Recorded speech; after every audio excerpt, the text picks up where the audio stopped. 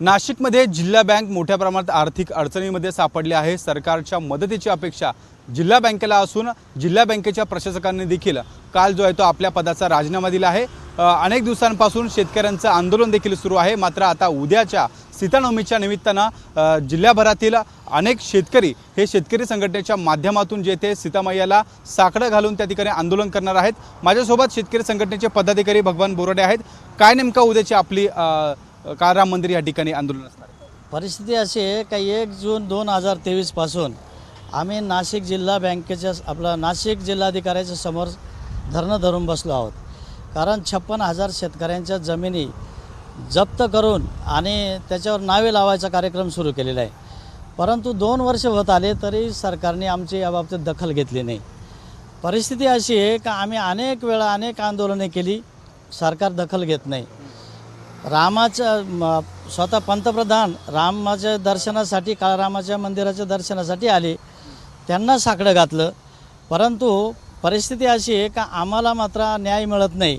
आम्ही शेवटी उद्या सीतानवमी आहे, सीतामातेनं या भूमीमधून जन्म घेतलेला आहे आणि ही जी नाशिकची भूमी आहे ही श्रीरामाच्या पदस्पर्शाने पावन झालेली आणि सीतामातेला आम्ही साकडं घालणार का आमच्या 56,000 शेतकऱ्यांच्या जमिनी वाचल्या पाहिजे।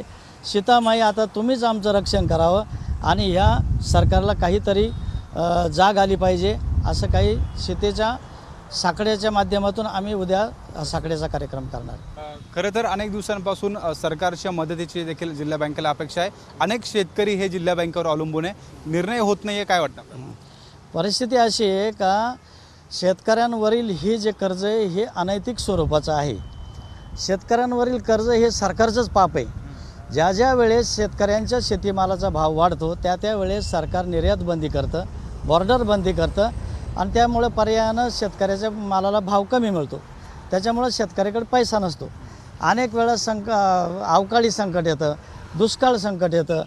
ह्या सगळ्या संकटांपेक्षा आम्हाला सरकारचं जे काही संकट आहे हेच खूप मोठ्या प्रमाणात आहे आणि याच्यामुळं ह्या समन्वय नसतो सरकारमध्ये आणि त्यामुळे आमच्यावर अशी परिस्थिती ओढवली।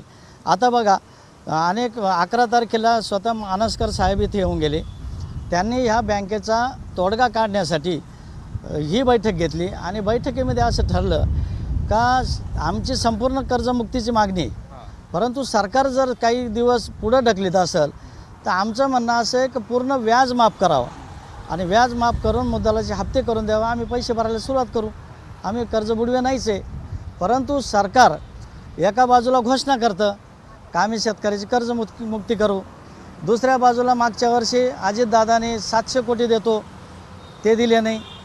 त्याच्यानंतर आता कृषी मंत्री माणिकराव कोकाटे यांनी जिल्हाधिकारी कार्यालयामध्ये बैठक घेऊन असं सांगितलं का 3 महिने आम्ही स्थगिती देऊ आणि याच्यानंतर परत अजितदादानं बैठक घेऊन सांगितलं का कोणत्याही परिस्थितीत शेतकऱ्याने पैसे भरले पाहिजे। म्हणजे या सगळ्या गोंधळ आहे सरकार दरबारी, त्यांच्यामध्ये कोणताही समन्वय नाही आणि म्हणून आम्ही उद्या ह्या सीतामाईला साकडं घालणार आहोत। नक्कीच आपण बघतोय खरं तर अनेक दिवसांपासून शेतकऱ्यांचं जे ते आंदोलन सुरू आहे। नाशिक जिल्हा बँक वाचवावी यासाठी शेतकरी संघटनेच्या माध्यमातून देखील या ठिकाणी आता उद्या नाशिकच्या काळाराम मंदिर या ठिकाणी सीतानवमीच्या निमित्तानं सीतामैयाला त्या ठिकाणी साकडे घालून आंदोलन केलं जाणार आहे। ज्या 56,000 शेतकऱ्यांच्या जमिनींवर जप्तीची कारवाई जिल्हा बँकेच्या माध्यमातून सुरू आहे, ती जप्तीची कारवाई थांबवावी आणि कुठेतरी सरकार आणि जिल्हा बँकेच्या माध्यमातून या संदर्भात तोडगा निघावा अशी मागणी आता या शेतकरी संघटनेच्या माध्यमातून या ठिकाणी आपल्याला करताना पाहायला मिळते आहे। कॅमेरामन मयूर बारगेसह शुभम बोडके, एबीपी माझा, नाशिक। एबीपी माझा, उघडा डोळे बघा नीट।